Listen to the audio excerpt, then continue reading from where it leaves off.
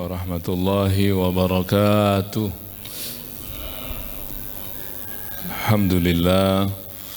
Alhamdulillahi rabbil alamin wa bihi nasta'inu ala umurid dunya waddin.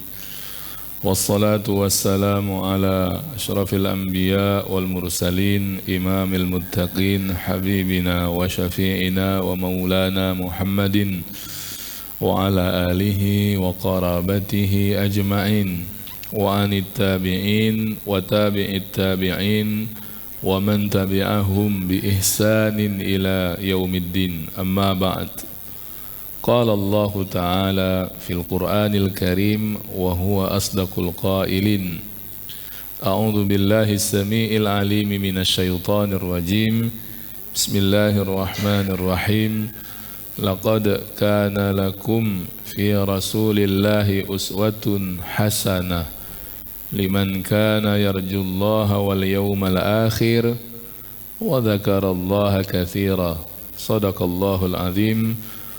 Wa nahnu ala hadhihi al-ayatil karimati insyaallahu minasy syahidin wasyakirin walhamdulillahi rabbil alamin. Muslimin dan muslimat, para jamaah yang dimuliakan Allah Subhanahu wa taala, bersyukur kita kepada Allah, senantiasa memperbaharui kesyukuran, mentajdid iman, dan niat kita senantiasa kesyukuran itu hanya kepada Allah Subhanahu wa taala atas semua nikmat dan rezeki dan karunia yang selalu Allah curahkan kepada kita semua. Semoga Allah Subhanahu wa taala menjadikan dengan mentajdid iman, niat dan kesyukuran itu di setiap rezeki yang kita peroleh di dalamnya Allah sertakan dengan keberkahan. Dan semoga rezeki yang berkah yang menjadi asbab pula kita untuk selamat hidup dunia dan selamat hidup akhirat nanti insyaallah. Amin ya rabbal alamin. Selawat dan salam disenandungkan untuk baginda Rasulullah sallallahu alaihi wa alihi wasallam serta para keluarga beliau dan pengikutnya sehingga akhir zaman. Kita berdoa semoga kita yang hidup hari ini diperkenankan untuk membersamai beliau sallallahu alaihi wasallam kelak di surga Allah Subhanahu wa taala. Amin ya rabbal alamin. Para jamaah yang berbahagia, kita sambung kajian pada pembahasan sirah nabawiyah dari kitab Fiqhus Sirah yang durus wa ibar yang disusun oleh Syekh Muhammad Said Ramadan Al-Buti, seorang ulama yang alim di negeri Suriah hari ini. Allah yarham, sudah meninggal beberapa masa yang lalu. Pembahasan kita di pertemuan terakhir sampai sudah di pembahasan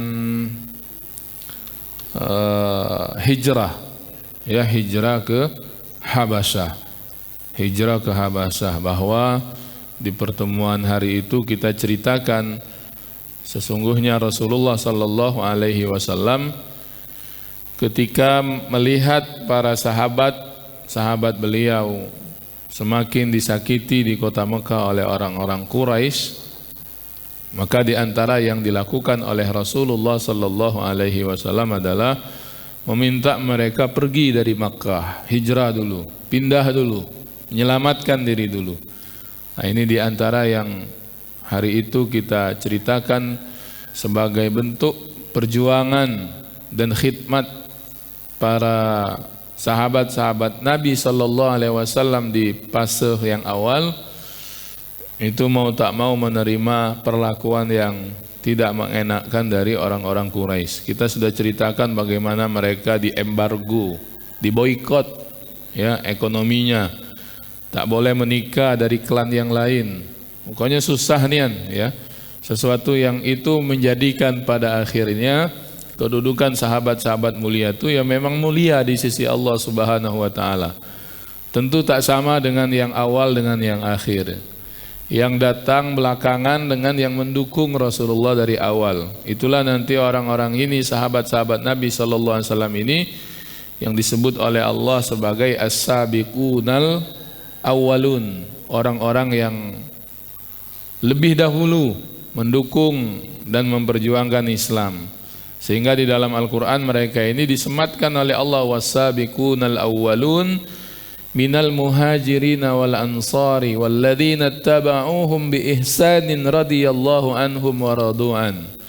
Allah itu nyebut radhiyallahu anhum wa radu'an, la ridha terhadap sahabat-sahabat itu.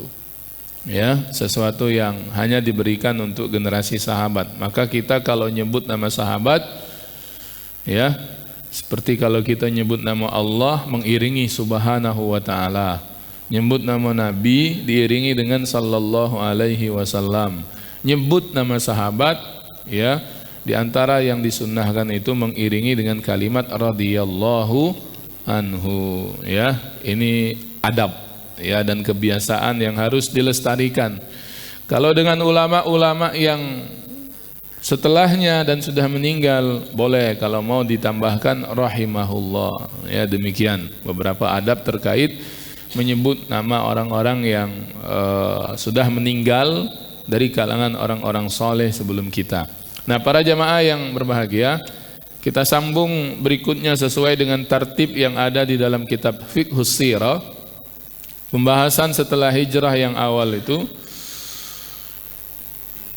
Syekh Ramadan Al-Buti membahas tentang satu peristiwa juga yang sangat terkenal, dikenang, dan mempunyai pengaruh yang luar biasa dalam dakwah Nabi sallallahu alaihi wasallam.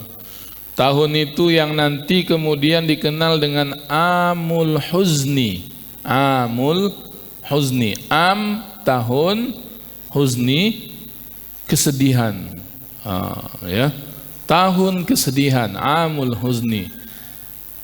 Orang Arab seperti yang kita ceritakan terdahulu kan belum mengenal istilah tahun.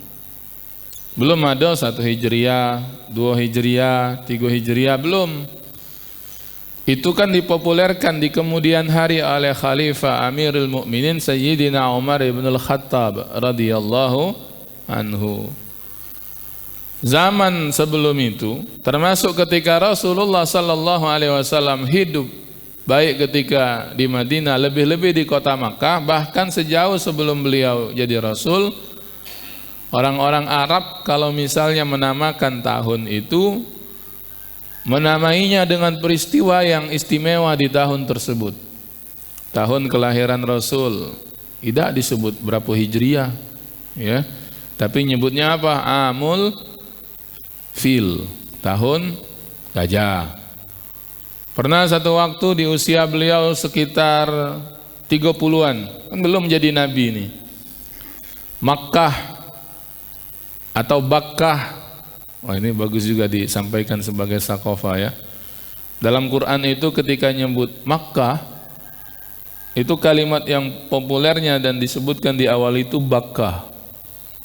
Ya, inna awwala baitin wudi'a lin-nasi lalladzi bi Bakkata mubarakan wa hudan lil alamin. Bakkah apa Makkah? Mekah kita nyebutnya, ya. Tapi dalam Quran di surah Ali Imran ayat berapa itu? 96, pangkal juzuk yang keempat, ya. Di bagian tengah itu Bakkah. Tapi kita bisa lihat, ya, Bakkah dengan Makkah itu hampir mirip menyebutnya, ya. Bibir kita itu atas bawah kan harus tersentuh ketika nyebut huruf ba dengan ma. Baca ada nyentuh ke bibir? Ada baca, ya. Ba ada baca, ma ada baca, sama makhrajnya itu. Mengapa Makkah itu bahasa Al-Qur'annya Bakkah? Ternyata dibahas oleh ramai ulama.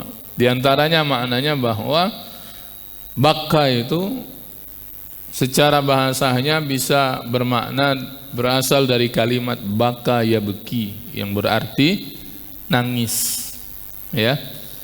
Sehingga baka ini bisa juga bermakna kasratul buka, baka'ah, ya. Banyak menangis, tempat orang yang kemudian datang ke sana untuk menangis, ya. Maka orang yang berangkat ke sana untuk umroh atau haji pasti nangis, ya. Kalau tak nangis masalah ini orang ini, ya. Baik datang pertama, datang kedua, ketiga, dan seterusnya. Nah, jadi di usia ke-30-an Rasul itu ada peristiwa yang juga sangat terkenal tahun itu, bahwa Makkah itu banjir bandang. Banjir bandang. Sampai disebutkan Ka'bah itu karam. Tahu karam tenggelam. Ya, sehingga disebutkan juga Hajar Aswad itu terlepas dari tempatnya. Maka di syair Rahatil Atyar karangan Habib Muhammad Rizik Syihab yang sering kita senandungkan pada Maulid itu, Maulid Lapara ya, bulan depan insyaallah, Ar-Rabi Al-Awwal, itu ada bait kan yang ketika usia beliau 30-an mempersatukan bangsa. Ya, apa itu? Dalam bentuk meletakkan kembali Hajar Aswad pada tempatnya yang semula. Itu peristiwanya ketika tahun itu ada banjir bandang. Tahun itu disebut oleh orang-orang Quraisy Amul Faydan, tahun banjir bandang. Nah, jadi belum ada mereka mengenal istilah tahun itu. Bulan lah lama, kalau bulan sudah dijelaskan di At-Taubah 36, sudah ada penamaan Muharram, Safar, Ar-Rabi Al-Awwal, sejak Allah menciptakan langit-langit dan bumi. Ya, kalender paling tua itu ya inilah Muharram, Safar, Ar-Rabi Al-Awwal, terus sampai Zulqa'dah dan Zulhijjah. Nah, ada satu peristiwa yang terkenal dengan penyebutan tahun ketika Rasulullah SAW ini sudah jadi Nabi, yaitu Amul Huzni. Am tahun, huzn kesedihan. Nah, inilah yang diletak oleh Syekh Muhammad Ramadan Al-Buti setelah pembahasan tentang hijrah ke Habasyah pada pertemuan yang lalu. Tahun kesedihan. Pertanyaannya adalah, kalau disebut sedih ngapo lah biasanya? Ada apa sedih? Kita kalau sedih ngapo, Pak? Buntu. Oh, buntu. Sedih ya, buntu ya. Apalagi yang buat kita sedih apa biasanya? Lazimnya. Musibah ya. Musibah. Setiap kita pasti ketika mendapatkan ujian, fitnah atau musibah, fitrah atau ghariza insaniyahnya itu pertama muncul rasa sedih. Musibah apa biasanya yang menyedihkan untuk kita itu? Kematian ya, diantaranya.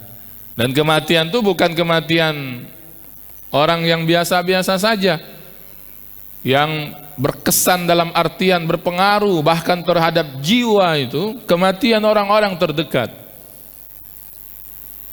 Kalau di dalam fiqhul waris itu ring 1 itu yang terdekat, yang kalau ada orang meninggal pasti dapat waris, tidak mungkin tidak dapat. Siapa? Kepucuk wong tua, ayah kita, mak kita. Kalau meninggal mereka sedih pasti gitu. Sedih itu sedih nian, ya. Kita mungkin di antara kita ada yang mengalami dulu waktu ayahnya meninggal atau ibunya meninggal, merasakan kesedihan itu, ya.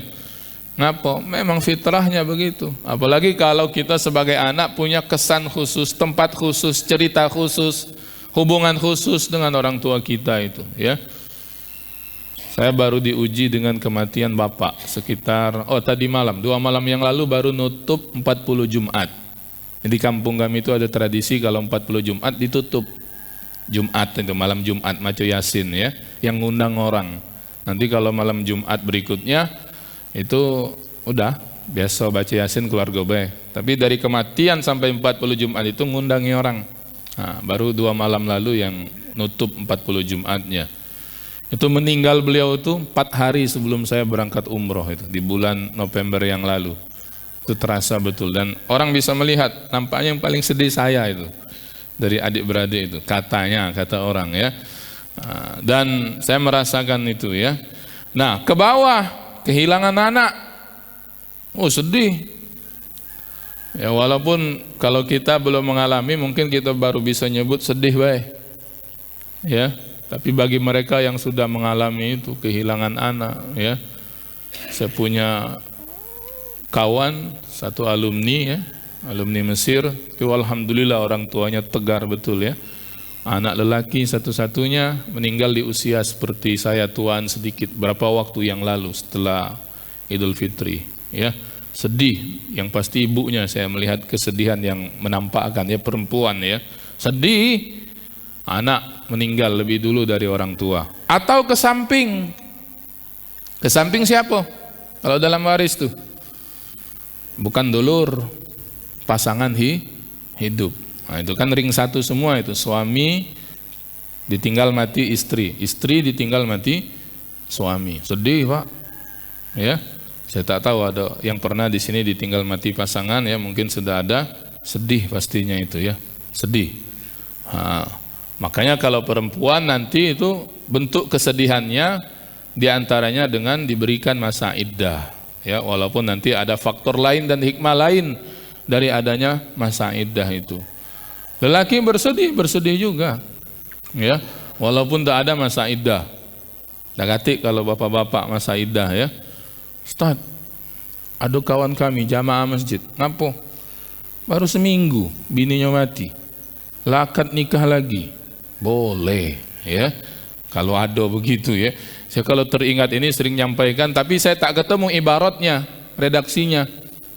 Tapi cerita itu mengalir dari lisan para guru-guru kita. Imam Malik rahimahullahu ta'ala, ini saya ceritakan bukan berarti beliau tak sedih, ya, sedih. Ditinggal orang tercinta itu sedih. Imam Malik itu pernah satu waktu ditinggal mati istrinya pagi hari, malamnya lah akad nikah lagi. Ini lain nanti pembahasannya, ya. Nah, itu. Jangan kemudian terjadi hari ini pasti viral itu. Malam pertama takziah, sekaligus akad nikah beliau lagi. Jamaahnya pun bertanya, Tuan Guru mengapa sampai demikian? Belum kering katanya, tanah liat jenazah istrimu pagi tadi. Kata beliau apa? Kita ni ajal tak tahu. Ya, apa malam ini juga melok mati kata beliau, apa besok mati. Dan saya tak ingin kembali meninggal, kembali kepada Allah dalam keadaan membujang. Oh, itu alasan beliau, ya. Nanti pembahasannya bab lain itu, ya. Kalau pembahasan tentang membujang. Tapi sedihnya sedih. Sedih, tidak ada orang yang tidak sedih ditinggal mati oleh orang-orang tersayang. Nah, Amul Huzn ini tahun kesedihan bagi Rasul sallallahu alaihi wasallam ini sama. Itulah kenapa disebut Amul Huzn, tahun kesedihan. Ini mendekat-dekat tahun ke-10 kenabian, ya. Jadi sekitar 3 tahunan sebelum Nabi sallallahu alaihi wasallam hijrah ke Yastrib hari itu atau Madinah Al-Munawwarah yang kita kenal hari ini. Siapa yang meninggal kira-kira? Siapa yang meninggal? Keluhnya sudah tadi, ya. 2 orang bahkan yang meninggal dari orang yang paling dicintai oleh Rasul sallallahu alaihi wasallam. Yang pertama siapa? Istri beliau, Ummul Mukminina Khadijah binti Khuwailid radhiyallahu anha. Satu lagi siapa? Mamangnya. Mamangnya ini di posisi bapaknya di hati Nabi. Nabi tak pernah kenal siapa ayahnya. Walamma tamma min hamlihi syahrani ala ashhuri aqwalil marwiyah tufiya bil madinatil munawwarati abuhu Abdullah.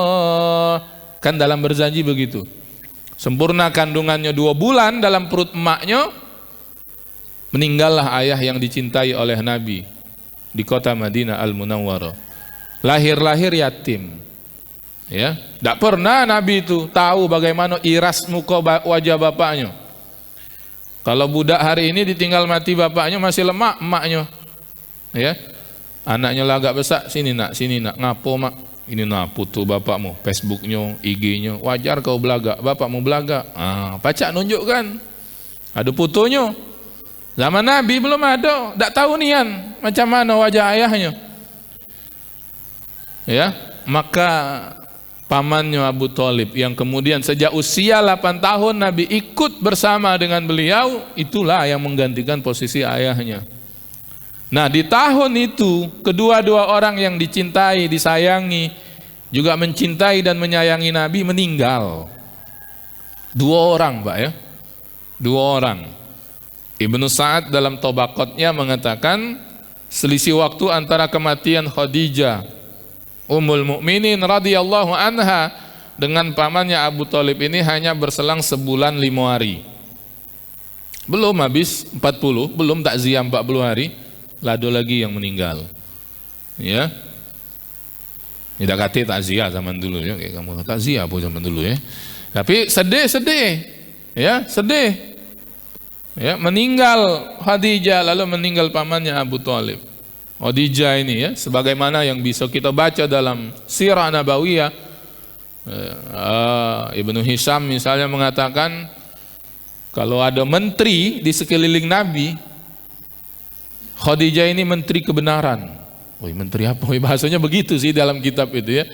Mengapa disebut demikian? Karena Khadijah lah yang awal-awal dakwah Nabi itu yang membela paling depan Rasulullah SAW. Walaupun perempuan, walaupun betino, ya, dialah yang kemudian menghadapi masalah-masalah yang berat. Turun wahyu itu, kan kita melihat kisah turun wahyu yang luar biasa. Belum Nabi bertemu yang lain, Khadijah istrinya dulu yang dicintai dan mencintainya yang ditemui oleh Nabi.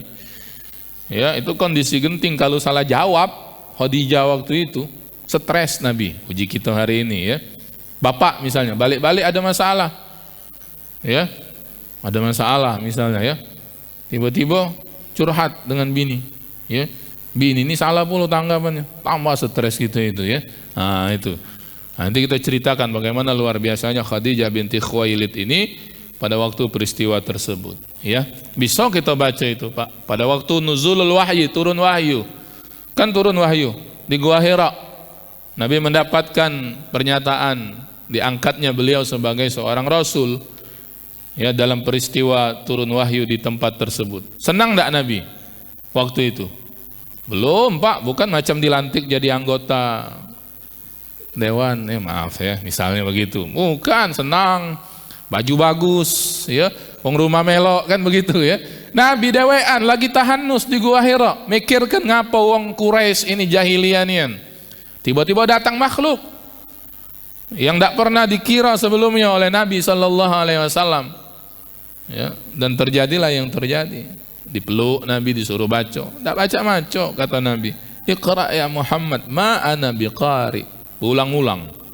Ya, sampai dipandu oleh malaikat Jibril alaihi salam. Iqra bismi rabbikal ladzi khalaq. Khalaqal insana min alaq. Iqra wa rabbukal akram. Alladzi 'allama bil qalam. 'Allamal insana ma lam ya'lam. Dah selesai. Turun Nabi itu. Kalau cerita guru-guru kita dulu, ya, turun Nabi itu nyampa, diri lagi, nyampa, berdiri lagi. Yang sudah pergi ke tanah Makkah sampai ke Jabal Nur, di situ Gua Hira, lemak hari ini.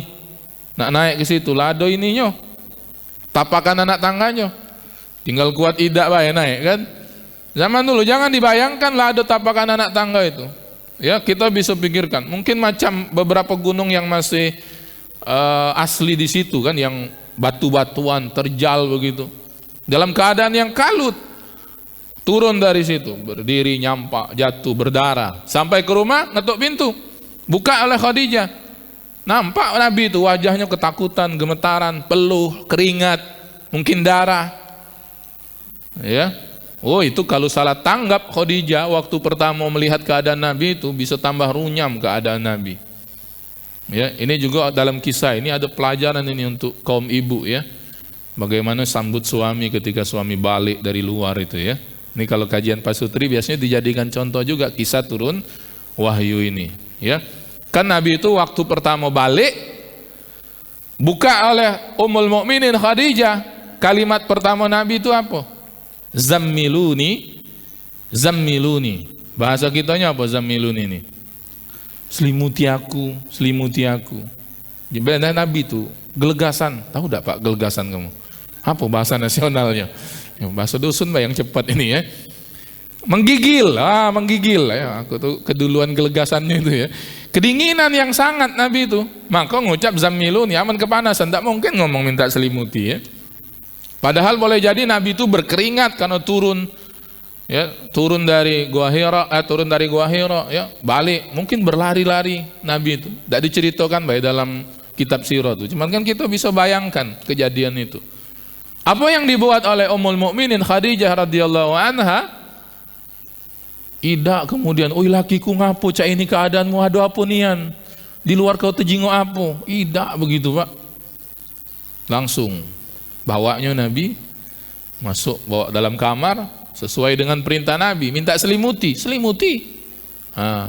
Bagi tenang Nabi sallallahu alaihi wasallam. Ibu-ibu kalau lakinya balik, yang begawe misalnya, yang berjualan, balik mukanya kusut nian misalnya, namanya dari luar, mungkin banyak masalah. Saking banyak masalah tuh mungkin tertulis di keningnya, masalah misalnya itu ya. Kalau pacak dibaca ya. Iya. Bawa tas diuntal kenyo ya. Sepatu bawa masuk ke rumah tidak dilepasnya, melepasnya dengan kaki itulah misalnya. Saking mungkin dia itu dapat masalah yang berat. Itu ibu-ibu tengok dulu Bu, ya. Sabar. Jangan cepat nak bertanya walaupun stok kato-kato hari itu masih banyak, ya kan katanya ibu-ibu lebih banyak dari bapak-bapak ya, bisa 20.000 katonya ya, kita cuma 6.000 Pak, itulah kita nih banyak diam ya. Ya, diam apa takut ya, tipis-tipis lah bedanya itu ya. Jadi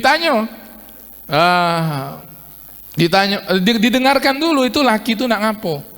Kalau misalnya balik-balik dalam keadaan begitu, tiba-tiba dia ngomong, "Dek, tolong buatkan teh hangat." Buat ke teh hangat. Ya. Jangan dibuatkan teh susu, dia tidak minta teh susu, teh hangat, teh biasa. Ya. Jangan yang dipinta lain yang datang. Tengokkan dulu. Balik-balik dia luar itu, apa dia nak banyu putih, apa dia nak kopi. Atau balik-balik minta yang itu misalnya. Kalau kejadian. Ya, selesaikan dulu hajat dia, ngapo dia di luar kita tidak tahu. Paham ya yang ini maksudnya ya? Iya.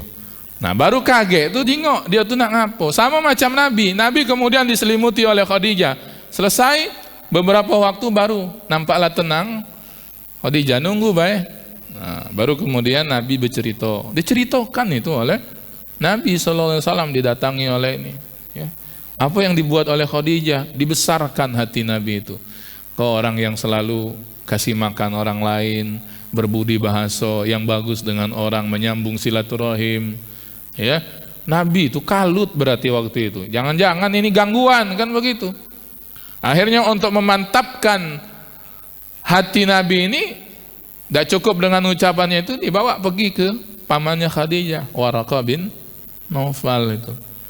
Ya, tambah kemudian tenang ketika itu. Oh ini katanya namus yang datang kepada suamimu ini wahai Khadijah, namus yang dulu datang juga dengan Nabi Musa, yang dulu juga datang kepada Nabi Isa. Ini lakimu ini bakal jadi nabi. Ya. Seandainya aku masih hidup waktu itu, waktu dia diserang, disakiti oleh wong-wong, niscaya aku nih bakal jadi pendukung dia. Tapi qadarullah Waraqah bin Naufal ini tak panjang. Ya, ajalnya sampai setelah itu. Tenang Nabi, tambah tenang, begitu ya. Nah, sosok yang begini ini, yang kemudian seluruh hartanya juga dikasih untuk Nabi, dakwah Nabi. Kayo Pak, sampai kita dulu pernah dapat keterangan dari seorang guru, tidaklah ada penduduk Makkah yang berniaga kecuali ada sahamnya Khadijah di situ. Ada orang 100 misalnya jual pecel lele di Mekah, misal Pak, misalnya. Ada galau sahamnya di situ, mungkin 5%, jadilah Pak. Dapat 500 sebulan dari sikok pecel lele di Palembang misalnya. Ada 100 tenda. Ongkang kaki baik gitu tiap bulan ya. Nah, misalnya begitu. Artinya apa? Orang-orang yang berniaga di kota Mekah itu pengaruhnya Khadijah luar biasa. Maka orang apa? Ereng bahasa kampung nih. Ereng itu apa? Segan. Nak nyakiti Nabi itu masih mandang nih ada Khadijah. Sama macam gitu. Kalau orang tuh kita hormati karena ada kaitan misalnya perdagangan, uang dan sebagainya, kan kita tidak lemak nak nyakiti dia. Nak marah dengan dia, nak berselisih pun tidak lemak. Nah orang yang demikian ini meninggal di tahun tersebut. Ya, Khadijah binti Khuwailid Ummul Mukminin radhiyallahu anha. Ya, satu-satunya istri Nabi yang Nabi tak pernah menikah ketika dia masih hidup. Oh ini kan senang ini ya kalau bahasan itu. Ini Khadijah sering jadi ustadz. Iya. Nabi itu kalau bini pertamanya masih hidup tidak pernah menikah lagi. Benar, memang benarnya. Itulah kenyataannya ya. Baru menikah lagi setelah kewafatan Ummul Mukminin Khadijah binti Khuwailid.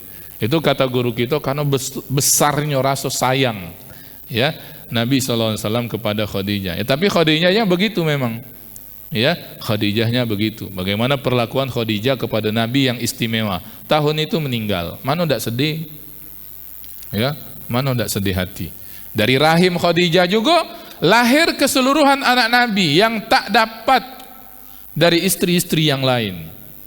Ya, itulah Ummul Mukminin Aisyah radhiyallahu anha terdiam 1000 bahasa ketika menampakkan kecemburuannya di beberapa waktu kemudian ketika jadi istri Nabi.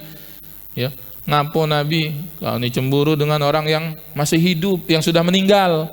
Bukankah sudah diganti dengan yang lebih baik? Begitu lebih kurang bahasa Ummul Mukminin ya.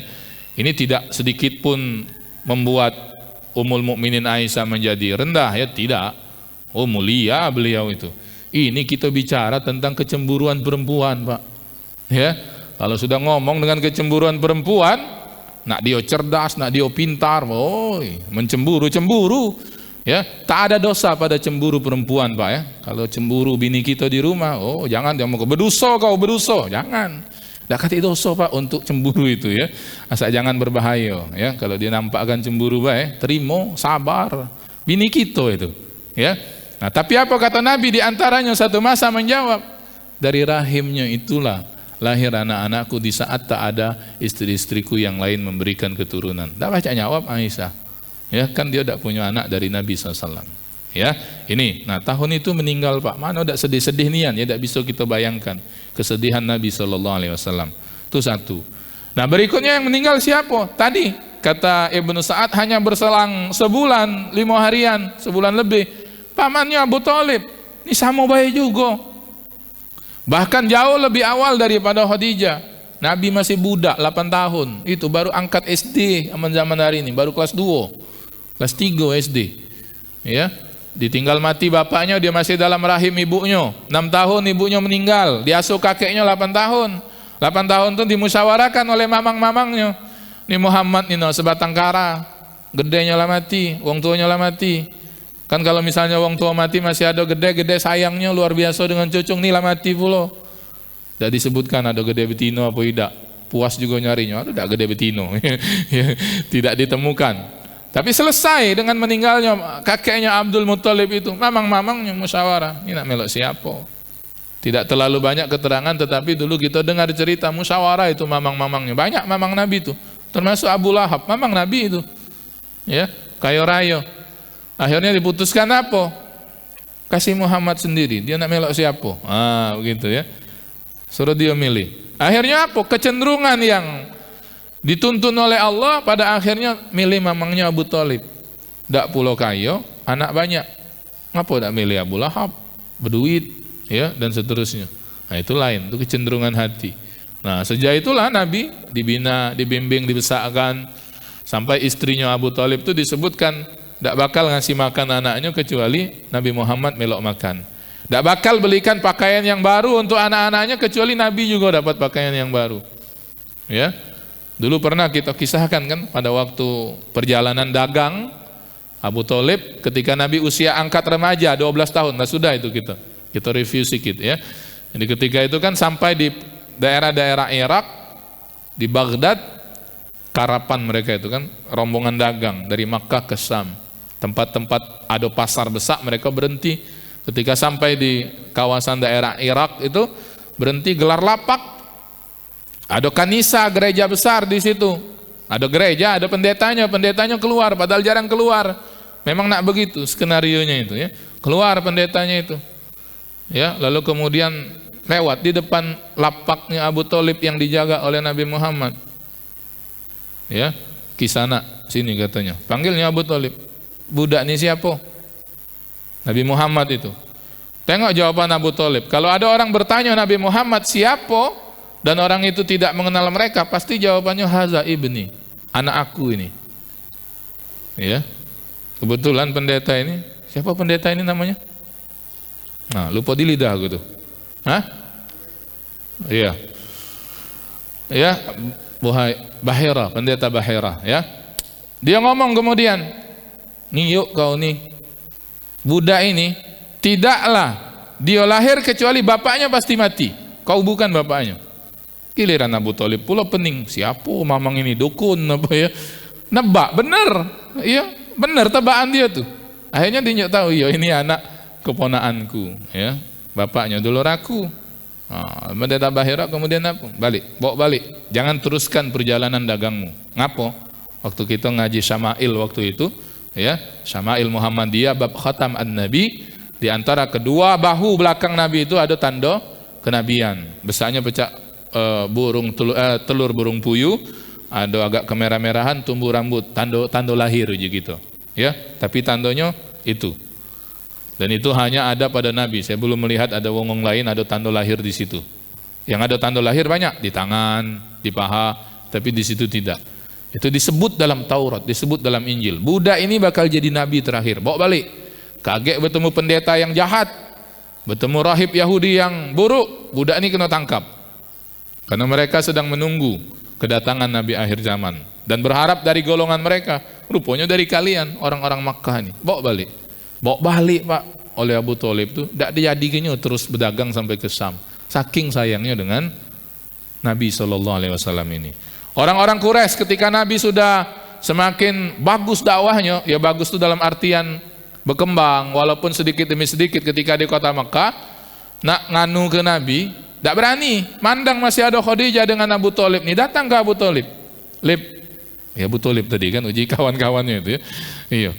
Tegah ke itu, ponaanmu itu, ya. Jangan seenaknya dia ngajak-ngajak uang masuk Islam. Agak kami gelap mata, lebih kurang begitulah ya. Datang akhirnya pamannya Abu Thalib itu. Muhammad, yo mang, aku ini didatangi oleh pemuka-pemuka Quraisy nih. Minta agar aku saran dengan kau. Bahasanya begitulah lebih kurang. Agar berhenti berdakwah. Apa kata Nabi SAW? Itu terkenal jawaban Nabi. Ya, lawada'u syams ala yamin, ya, wal qamar ala yasari, ala an atsruka hadzal amar ma taraktu abada. Kalau mereka ngeletak ke matahari di belah kananku, bulan di belah kiriku, agar aku ninggal ke gawi ini mang, tidak bakal aku tinggalkan sampai kemudian Allah tetapkan apa aku berjaya menang atau aku mati. Lebih kurang begitu. Apa jawabannya mamangnya Abu Thalib? Apa kemudian marah besar kepada Nabi? Tidak. Ya sudah, kalau putusan mula bulat, aku yang bakal jadi pembelahmu. Itulah. Ya, nah tahun kesedihan itu meninggal. Inilah Bapak Ibu yang dimuliakan Allah ya. Tahun itu kisahnya itu. Ibrah terakhir kita ringkaskan. Nah, kan ya, Syekh Muhammad Ramadan Al-Buti selalu menulis ibrah setiap kali selesai pembahasan sirah ini. Apa ibrahnya peristiwa Amul Huzn ini? Lihat hikmah dan rahasia Allah itu dalam mempercepat kematian Abu Thalib. Ya, sebelum maksudnya lebih cepat tuh sebelum terbentuknya kekuatan atau umat Islam tuh berjaya ketika di Madinah. Kan meninggal waktu Nabi masih di Mekah, masih sulit, belum hijrah itu. Kata beliau agar nanti ya, kan Abu Thalib ini kan membela Nabi terus, membela Nabi, mendukung Nabi walaupun yang sedih nyes dalam hati itu. Kematiannya itu tidak terucap 2 kalimat syahadat. Itu juga yang membuat Nabi sedih ya. Nah, seandainya Abu Thalib ini berusia panjang, kata Syekh Ramadan Al-Buti, mendampingi Nabi, membela Nabi sampai tegaknya Islam di Madinah, khawatir nanti ya akan timbul kesan bahwa perannya Abu Thalib ini luar biasa. Oh, Muhammad tuh sampai bisa diterima wong di Madinah, bisa jadi tokoh, diterima karena mamangnya ini yang berperan nian. Nah, itu diantaranya kata beliau ibrahnya itu ya. Walaupun kematian kita sudah tahu kan hak prerogatifnya Allah, tapi kan pasti ada hikmah itu sehingga nanti bahwa betul-betul dakwah ini memang asas keteguhan dakwah Rasul, juhud mujahadah yang hebat dari sahabat-sahabat Nabi. Jadi tidak ada faktor yang seperti ini. Betul bahwa pamannya Abu Thalib membela Nabi, itulah episode kehidupan yang tidak bisa ditolak. Ketika Nabi masih di Makkah, mamangnya Abu Thalib diantara pembela Nabi Sallallahu Alaihi Wasallam. Sehingga kita yakin bahwa perlindungan, pertolongan pada Nabi itu datangnya dari siapa?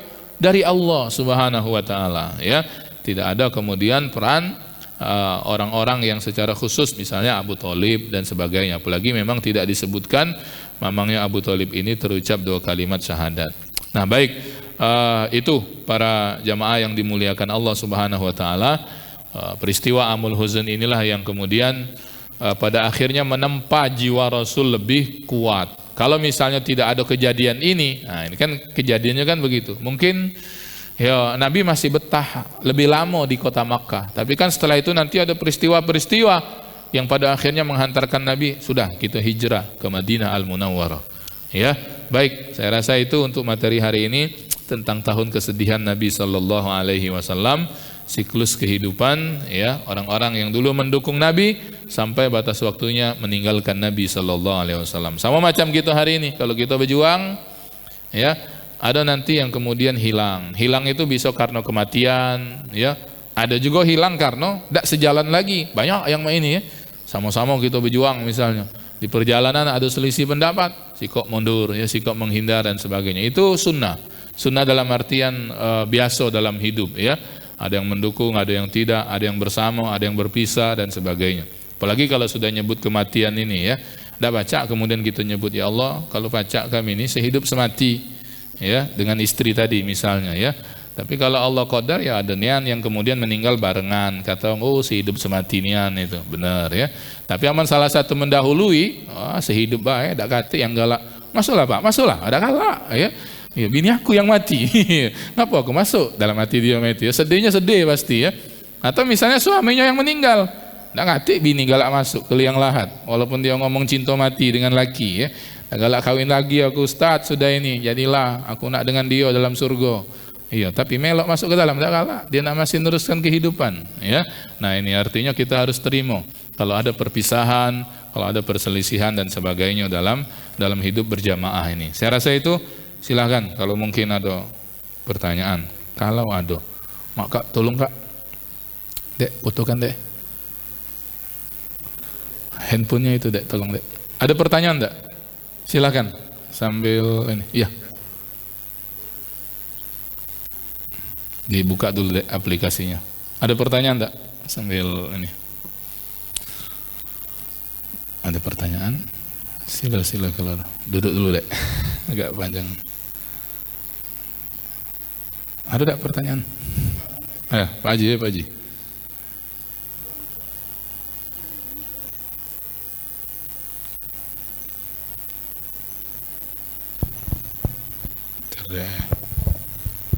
Assalamualaikum Ustaz. Waalaikumsalam warahmatullahi wabarakatuh. Tuh, ini ngisi kekosongan Pak Ustaz. Bukan yang pertama nak bertanya, Pak Ibrahim ini tidak bertanya hari ini. Iya. Ya Ustaz. Nah. Ketika Khadijah mati, katanya ada Allah sudah mewahyukan bahwa Khadijah itu masuk surga. Tapi kata ini Muhammad dia besar jasanya karena membesarkan Islam. Kata wahyu apa itu bukan, karena Khadijah itu tidak pernah mengeraskan suaranya dengan suaminya. Bagaimana itu kira-kira Ustaz? Iya. Oh, iya. Bagus pertanyaan. Bukan modus pertanyaan nih Pak Haji, ya. Nyindir. Ya, dari situ udah apa-apa deh. Biar ya terjengok jamaahnya, ya. Baik.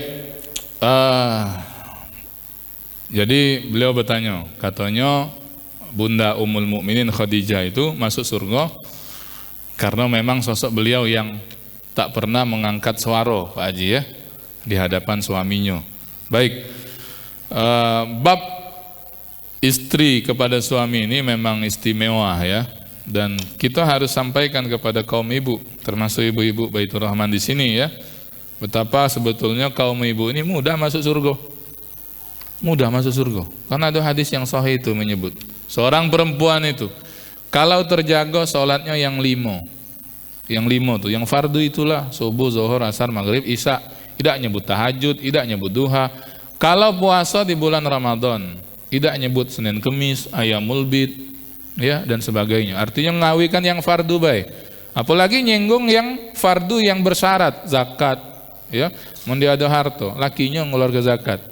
Haji, kalau ada kemampuan, nyebut yang dua tuh baik, yang setiap muslim muslimah pasti buat, ya. Nah, tapi datang yang ketiga ini baru ibu-ibu tuh, oh Ustaz, yang ketiga ini, ya, dan taat kepada suaminya, ya. Tapi kalau itu bisa dibuat, kan di penghujung hadis itu Nabi sebut, perempuan itu akan dikatakan kepada mereka, masuklah ke dalam surga, dari pintu mana baik kalian galak. Oh itu, ya. Jadi tiket ibu-ibu nih salah satunya ada di bapak-bapak. Oh, ya, tiket nak lama masuk surga ini.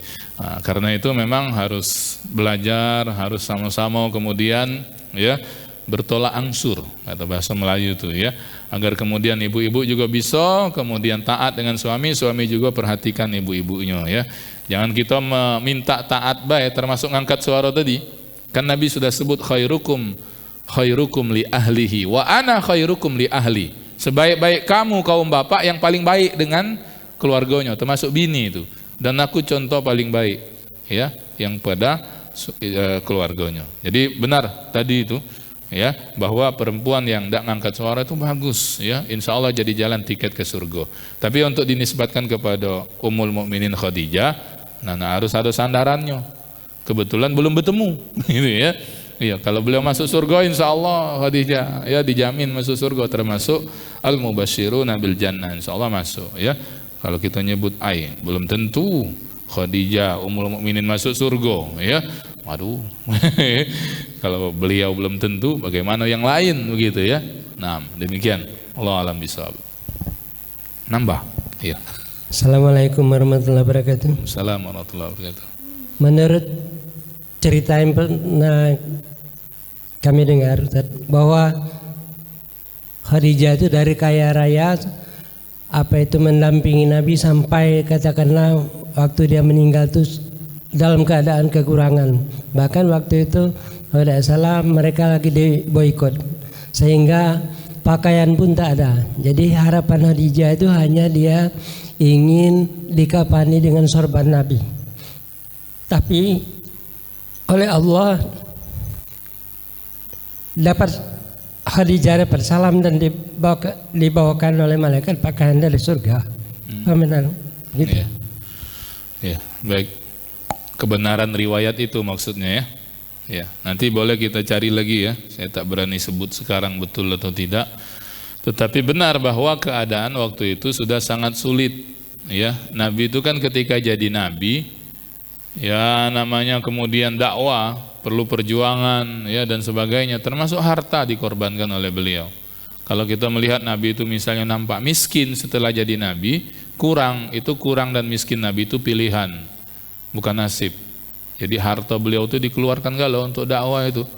Ya lama-lama habis saat itu kan.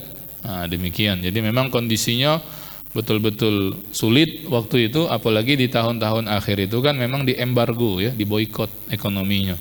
Boleh jadi tadi yang ada saham dilepaskannya, sahamnya Khadijah dan sebagainya.